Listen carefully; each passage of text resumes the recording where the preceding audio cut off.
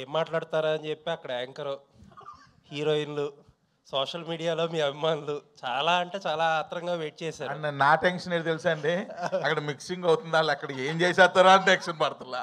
ఇప్పుడు నేను లేట్గా రావడానికి కూడా కారణం అదే. మళ్ళీ నేను అడిగితే అక్కడ ఏం మిక్స్ చేసేస్తారా అని టెన్షన్ పడుతున్నా. అదే మీ మిక్సింగ్ మిస్ అయ్యాం. అది మీరు స్పీచ్ కాకుండా డైరెక్ట్ Q&A అనేటప్పటికి అదొక డిసప్పాయింట్మెంట్. మొత్తం మీడియా దగ్గర నుంచి అందరూ వెయిట్ చేస్తున్నారు మీ మీద 100 కళ్ళతో. కావాలంటే 5 minutes తర్వాత ఎక్స్ట్రా ఇస్తామండి.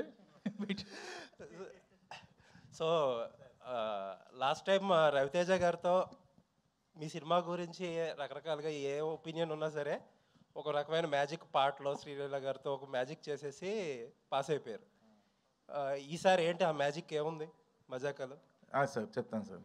ఇప్పుడు నేను యాజ్ ఎ డైరెక్టర్గా సీన్ లొకేషన్లో తీస్తున్నప్పుడు ప్రతి సీన్లో ఏదో ఒక మ్యాజిక్ అయితే కానీ అది వర్కౌట్ అవ్వదని బిలీవ్ చేస్తాను. మార్నింగ్ స్టార్ట్ చేసినప్పటి నుంచి ఆ మ్యాజిక్ జరిగేటంత వరకు డల్గా ఉంటాం. వన్స్ ఆ మ్యాజిక్ జరిగిపోయింది ఆ సీన్ పండేసింది అనుకుంటా. ఎందుకంటే మ్యాజిక్ని ఎక్కువ నమ్ముతా. ఎందుకంటే చిన్నప్పుడు ఎక్కువ మ్యాజిక్లు చూసేవాడిని స్కూల్లో. సో కాబట్టి ప్రతి సినిమాలో కూడా ఏదో మ్యాజిక్ జరగాలి అని అనుకుంటా. అలా జరుగుతున్నాయి, ప్రతి సినిమాలో జరుగుతూ వచ్చింది. ఇందులో కూడా ఎక్సలెంట్ మ్యాజిక్ జరుగుతుంది, జరిగింది కూడా ఆల్రెడీ మాకు తెలుసు. కాబట్టి శివరాత్రి నాడు ఇంకా డబుల్ మ్యాజిక్ జరుగుద్ది, పెద్ద బ్లాక్ బస్టర్ అవుద్ది. త్రినాథ్ గారు